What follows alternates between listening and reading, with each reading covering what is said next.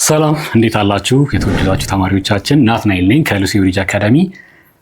የ12ኛ ክፍል ኢኮኖሚክስ ትምህርት ጥናታችን እንደቀጠለ ነው። ዩኒት 4 ላይ ነን። ማክሮ ኢኮኖሚክ ፖሊሲስ እና ዴር ኢንስትሩመንት እያየን ነው። እንግዲህ እንዴት ገቨርንመንት እና ናሽናል ባንክ እንዲሁም የሁለቱ ጥምረት እንዴት ኢኮኖሚውን ቻነል ያደርጋሉ ማኒፕሌት ያደርጋሉ የሚለው እንግዲህ through their different ማክሮ ኢኮኖሚክ ፖሊሲ ኢንስትሩመንት ኦር ቱል እያየን ነው ማለት ነው። እንግዲህ ባለፈው ኤክስፓንሽነሪ ኮንትራክሽነሪ ስናይ እንግዲህ ኤክስፓንሽነሪ የሆኑትን ታይፖች ላይክ ሞር ኦፍ ጋስ ፔዳል ኦር አክሰለሬተር አይተናቸዋል። ኢኮኖሚውን ቡስት ለማድረግ ለማፍጠን የምንጠቀምባቸው ናቸው ብለናል። እንዲሁም ደግሞ ሪፍሬን ለማድረግ ወይም ደግሞ ያዝ ለማድረግ ሶሪንግ የሆኑ ፕራይሶችን ለመገደብ ኢንፍሌሽንን ኦቨርሂት እያደረገ ኢኮኖሚውን ደግሞ ለመገደብ እንደ ፍሬን ፔዳል የምንጠቀመው ደግሞ ኮንትራክሽነሪ ፖሊሲዎች ደግሞ አሉ ብለን ፊስካልን ለብቻ እንዲሁም ደግሞ ሞኔታሪ ፖሊሲን ለብቻ አይተን እንዲሁም በተጨማሪ ኢንካም ፖሊሲዎችን ሚኒመም ዌጅ ምንድነው፣ ፕራይስ ሴሊንግ እና ፕራይስ ፍሎር ምንድነው የሚሉትን እንግዲህ አይተናል። በዛሬው ሴሽናችን ደግሞ የመጨረሻ ሰብቶፒክ የሆነውን 4.5 ፎሬን ኤክስቼንጅ ፖሊሲስ የሚለውን እንዴት ፎሬን ኤክስቼንጅ ፖሊሲያችን ኢኮኖሚያችንን አትላርጅ እንዴት ቻናል ሊያደርገው ይችላል የሚለውን እንግዲህ የምናይበት ሴሽን ይኖረናል ማለት ነው። እንደ ሁልጊዜው እዚህ ጋር ዌብሳይታችን አለች www.lucybridgeacademy.com ላይ ስትገቡ ሾርት ኖቶችን ብሪፍ የሆኑ ሾርት ኖቶችን ማጥናት ትችላላችሁ። ማግኘት ስለምትችሉ እዛ ላይ ከጓደኞቻችሁ ጋር እንዲሁ እየተወያያችሁ የምትሰሯቸው ብዙ ጥያቄዎችን ኮስችን ባንካችን ላይ ታገኛላችሁ።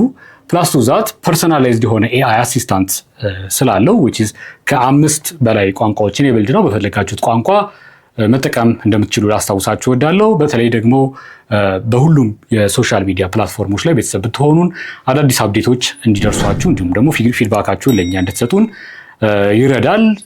ስለዚህ ይህን ለማስታወስ እወዳለሁኝ። ወደ ዛሬው ሴሽን ስንገባ ፎሬን ኤክስቼንጅ ፖሊሲ ምን ማለት ነው? ፎሬን ኤክስቼንጅ ፎሬክስ ማርኬት የሚባለውስ ምን አይነት ማርኬት ነው? ሬት ሲባል ምን ማለት ነው? ምን አይነት ፖሊሲ ሜጀሮች ነው የምንወስደው የሚለው እንግዲህ ለማየት እንሞክራለን። ሶ ፎሬን ኤክስቼንጅ ፖሊሲ ሪፈር የሚያደርገው ምንድን ነው? the set of rules and decisions that determine how a country manages its currency in relation to other currencies including እነዚህ ሪጅሞችን ያካትታል ማለት ነው።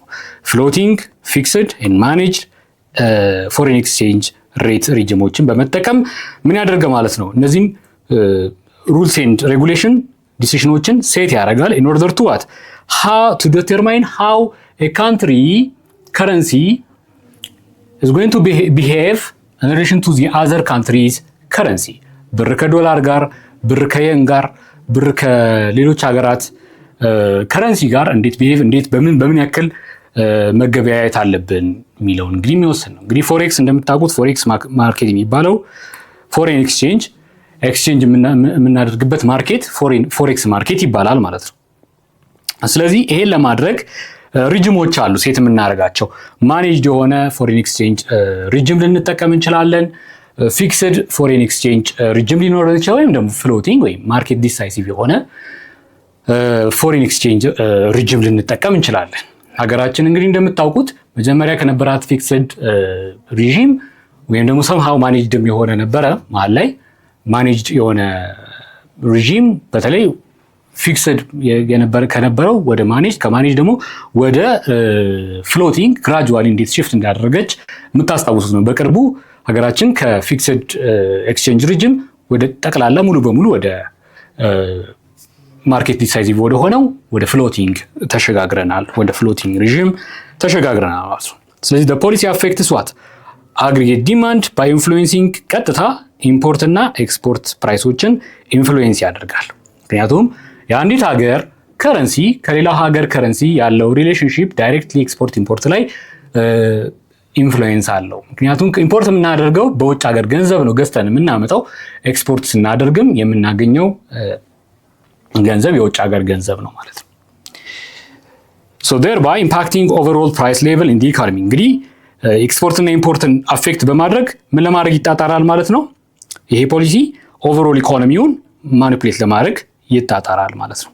ስለዚህ either we have currency appreciation, currency depreciation or ደግሞ currency devaluation or ደግሞ currency revaluation ይኖረናል ማለት ነው። So policy makers use foreign exchange policies as tools to stabilize what macroeconomic trendን stabilize ለማድረግ የሚጠቀሙት ነው ማለት ነው ኤክስፐርቶች ፖሊሲ ሜከሮች። እንግዲህ እነዚህ ማክሮ ኢኮኖሚክ ትሬንዶች ኢንፍሌሽንን፣ ትሬድ ባላንስን፣ ኢኮኖሚክ ግሮዝን ኢንሳይቶችን እያዩ እንዴት ይሁን ፎሬን ከረንሲ ሁኔታው ማለት ሪዥሙ ምን አይነት ይመስላል የሚለውን ፖሊሲ ሜከሮች ዲሳይድ ያደርጋሉ ማለት ነው። እዚህ ጋር እንደምታዩት እንግዲህ እዚህ ኢሜጅ ላይ ከረንሲ አፕሪሺየት አደረግን ማለት ከረንሲያችንን ሪቫሉዌት አደረግነው ማለት ስትሮንገር ከረንሲ እንዲኖረን አደረግን ማለት ነው። አሁን ለምሳሌ ዶላር $1 በ150 ብር እየተመነዘረ ከነበረ $1 በ100 ብር እንዲመነዘር ካደረግነው ወይም በ50 ብር እንዲመነዘር ካደረግነው ከረንሲያችንን ሪቫሉዌት አድርገን ወይም አፕሪሺየት አድርገን ምን አድርገናል ማለት ነው ስትሮንገር ከረንሲ እንዲኖረን አድርገናል። ይሄ ደግሞ ኢፌክቱ ምንድነው? ኤክስፖርት ምን እንዲሆን ያደርጋል? ሞር ኤክስፔንሲቭ እንዲሆን ፎር ፎሬነርስ እንግዲህ ፎሬነርስ ኤክስፔንሲቭ እንዲሆን ያደርግባቸዋል። ለምን ከተባለ ለምሳሌ $1 150 ብር ከነበረ ወደ 50 ብር ስናወርደው ኤክስፖርት የምናደርገው ለምሳሌ ይሄን እስክሪፕቶ ከሆነ ኤክስፖርት የምናደርገው ቻርጅ የምናደርገው 150 ብር ከነበረ 150 ብር ከሆነ ድሮ ሪቫሉዌት ሳይደረግ በፊት ገንዘባችን ጀስት $1 ብቻ ይዞ መጥቶ ያ ፈረንጅ ይሄንን በ150 ብር መንዝሮ በ150 ብር ይሄን ይወስድ ነበር። አሁን ግን ሪቫሉዌት አድርገን አይ $1 50 ብር ነው እኩያው ካልን ምን ይሆናል ማለት ነው? ይሄንን 150 ብር ለመግዛት ስንት ዶላር ያስፈልገዋል? ሰውየው $3 ያስፈልገዋል ማለት ነው። ስለዚህ ኢትስ ሞር ኤክስፔንሲቭ ፎር ሂም ማለት ነው። ለፎሬነሩ ኤክስፔንሲቭ ይሆንበታል። ይሄ ደግሞ ኤክስፔንሲቭ ሆነበት ማለት ሌላ አማራጮችን እንዲያይ ሄዶ ያደርገዋል which is ኤክስፖርትን ምን ያደርገዋል? ኤክስፔንሲቭ ያደርገዋል ፎር ፎሬነርስ። ኢምፖርትንም ደግሞ ለዶሜስቲክ በዛው ልክ ምን ያደርገዋል? ርካሽ ያደርገዋል ማለት ነው። አፎርደብል ያደርገዋል። ስለዚህ ኢንተርናሽናሊ ኮምፒቲተር ለመሆን ከፈለግን የምንወስደው ውሳኔ ምንድነው? ዲፕሪሺየት ማድረግ ነው። ገንዘባችንን ዲፕሪሺየት ማድረግ ኤክስፖርት ለፎሬነር ቺፐር ስለሚሆን ፎሬነር ከኛ በደንብ ብዙ ነገር ለመግዛት ይፈልጋሉ። ነገር ግን ምን አይነት ችግር ያጋጥመናል? ዶሜስቲክ ባየሮች ከውጪ ከፎሬን ማርኬት ኢምፖርት ለማድረግ ሲፈልጉ ሞር ዶላር ያስፈልጋቸዋል። ምክንያቱም ዴር ማኒ ኢዝ ቺፕ። ስለዚህ ዶሜስቲክ ባየሮች ይጨምርባቸዋል ማለት ነው። እንግዲህ እዚህ ጋር ኔት ኤክስፖርት ምንድነው የሚያደርገው? ይቀንሳል። ኔት ኤክስፖርት ይቀንሳል። ምክንያቱም ኤክስፖርት የምናደርገው ነገር ማርኬት ከሌለው ኤክስፖርታችን ይወርዳል። ኤክስፖርት ማይነስ ኢምፖርት ደግሞ ኔት ኤክስፖርት ነው። ስለዚህ ኔት ኤክስፖርት ቀነሰ ማለት አግሪጌት ዲማንድም ይቀንሳል ማለት ነው። ስለዚህ አግሪጌት ዲማንዳችን እንዲጨምር አንዳንድ ሀገራት ምን ለማድረግ ይገደዳሉ? ከረንሲያቸውን ዲፕሪሺየት ወይም ለማውረድ ይገደዳሉ ማለት ነው። ዲቫልዩ ለማድረግ ይገደዳሉ። ኦኬ ሶ ዘ ፎሬን ኤክስቼንጅ ማርኬት ወይም ፎሬክስ የሚባለው ባጭሩ ሰዎች ምን የሚያደርጉበት ነው? ሰዎች ፈርሞች ምን የሚያደርጉበት አንድን ከረንሲ ከሌላ አገር ከረንሲ ኤክስቼንጅ የሚያደርጉበት ማርኬት ነው ማለት ነው። in order to facilitate what trade, investment, travel, borrowing across borders። እንግዲህ ትራቨል የሚያደርግ ሰው ከውጭ ሀገር እዚህ ሲመጣ መቼም በዶላሩ አይገበያይም ዶሜስቲክ ማርኬቱ ላይ። ስለዚህ መንዝሮ ሊጠቀም ፎሬክስ ማርኬት ላይ ይገባል። ከሌላ ሀገር መጥቶ ኢንቨስት የሚያደርግም ሰው የያዘውን ካፒታል ወደ ኢትዮጵያ ብር መንዝሮ ይጠቀማል። ትሬድ የሚያደርግ ወደ ሌላ ሀገር ትሬድ የሚያደርግ ሰው ደግሞ ብር ይዞ መቼም ቻይና ሄዶ አይገዛም። ስለዚህ ወደ ቻይና ገንዘብ ኤክስቼንጅ ማድረግ ይጠበቅበታል ስሩ ፎሬክስ ማርኬት። ኤክስቼንጅ ሬት የምንለው ደግሞ ምንድን ነው? ኤክስቼንጅ ሬት is the price of one currency in terms of another. The price of one currency in terms of another ምን ይባላል ማለት ነው? ኤክስቼንጅ ሬት ይባላል። This is determined by supply and demand in the market። እንግዲህ ኤክስቼንጅ ሬት ነው። እንግዲህ እንዴት ነው የምናገኘው? ኦሪጂናል ከረንሲው አለ ኦቨር ኢንዲንግ ከረንሲ፣ ስታርቲንግ ከረንሲ ኦቨር ኢንዲንግ ከረንሲ። ለምሳሌ ኦሪጂናል ከረንሲው $1 ከሆነ ይህንን ዶላር ወደ ብር ለመቀየር ስንት ብር ያስፈልገናል? ያን ዶላር እኩያ ስንት ነው? 150። እንደዚህ አድርገን ካልኩሌት እናደርገዋለን። እንግዲህ ይሄ ኤክስቼንጅ ሬት እያነሰ ሲመጣ ብሩ ሪቫሊድ እየሆነ ነው፣ የስረኛው እየጨመረ ነው ማለት እያነሰ ነው ማለት ነው ሬቱ። ስለዚህ ሪቫሊድ እየሆነ ነው። የበዛ ሲመጣ ደግሞ ዲቫሊድ እየሆነ ነው ማለት ነው። ኦኬ ሰው እዚህ ጋር አሁን እንደምታዩት $1 በ30 ብር ከሆነ የሚመነዘረው ኤክስቼንጅ ሬቱ ስንት ይሆናል ነው? ስታርቲንግ ከረንሲያችን ኦቨር ስታርቲንግ ከረንሲ ኦቨር ኢንዲንግ ከረንሲ አይደለም የምናደርገው። ኦሪጂናል ከረንሲ ልንመነዘር የፈለግነው $1 ነው። $1 ኦቨር ዋት 30 ብር ስናደርገው ይሄ እንግዲህ የሚሰጠን 0.033 ነው። ይሄ ሬት ይባላል፣ ኤክስቼንጅ ሬት ይባላል ማለት ነው።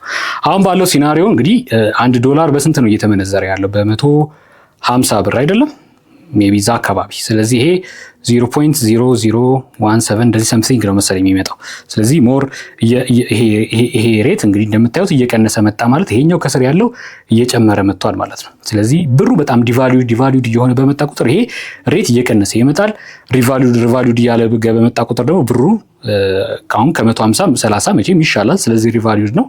ስለዚህ እዚህ ጋር እንደምታዩት 0.033 ይሆናል። ይሄኛው ሲናሪዮ ግን ሞር ያነሰች ኤክስቼንጅ ሬት ይኖረናል ማለት ነው። ያነሰ ኤክስቼንጅ ሬት አለ ማለት ሬቷ በፖይንት የምትቀመጠው ሬት ያነሰች ማለት ምን ማለት ነው? የሰፋ ጋፕ አለ ማለት ነው። በኦሪጂናል ከረንሲው እና በኢንተንድድ በሆነው ምንዛሬ የሰፋ ጋፕ አለ ማለት ነው። ስለዚህ ከረንሲ ቫልዩ እየተመታ ይሄዳል ማለት ነው። የታችኛው ከረንሲ ቫልዩ እየወረደ ይሄዳል ማለት ነው። ሶ ፓርቲሲፓንትስ ኢን ዘ ፎሬን ኤክስቼንጅ ማርኬት እንግዲህ ፈርሞች እንጌጅ ሊያደርጉ ይችላሉ ኢንተርናሽናል ትሬድ ለማድረግ። ፈርምስ ኢንጌጅድ ኢን ኢንተርናሽናል ትሬድ ሶ they buy and sell goods and services in foreign currencies so supplying and demanding currencies simultaneously እንግዲህ ደብል ዌይ ነው፣ ባይ ዳይሬክሽን አለው። እንግዲህ እንትን ፎሬክስ ባይ ዳይሬክሽን አለው። ሰፕላዩ ካለ ዲማንዱ አለ፣ ዲማንዱ ካለ ሰፕላዩ አለ። ምክንያቱም አንድ ገንዘብ ይዞ ነው የሚመጣው፣ ያንን ገንዘብ ሰጥቶ ነው የሚወስደው። ሰፕላይ አድርጎ ነው ዲማንዱን የሚያሟላው። ስለዚህ ባይ ዳይሬክሽናል ነው። ሰፕላይ ኖሮ ዲማንዱ ማይኖርበት የለም፣ እንደዛ ሲናሪዮ የለውም። ስለዚህ ፈርሞች they supply foreign currency and also demand foreign currency። ቱሪስቶችም ልክ እንደዚህ ሆነው ቱሪስቶች they exchange their home currency የመጡበትን ሀገር ከረንሲ ኤክስቼንጅ አድርገው ዴስቲኔሽን ካንትሪያቸው ላይ ያለውን ከረንሲ ይወስዳሉ in order to facilitate their spending abroad። ኦራይት ሌላው ኢንተርናሽናል ኢንቨስተርስ ናቸው ፓርቲሲፓንቶች።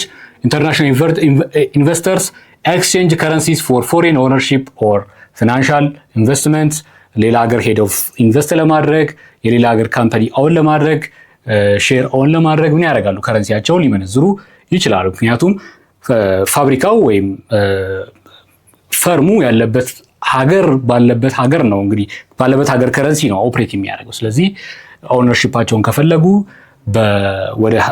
ወደ ዶሜስቲክ ከረንሲ መቀየር አለባቸው። this influences the demand and supply of currencies ማለት ነው። የዚህን የትምህርት ክፍል ሙሉ ቪዲዮ ማግኘት ከፈለጋችሁ ዌብሳይታችን ላይ አሊያም ደግሞ የሞባይል አፕሊኬሽናችን ላይ ማግኘት ትችላላችሁ። መልካም የትምህርት ጊዜ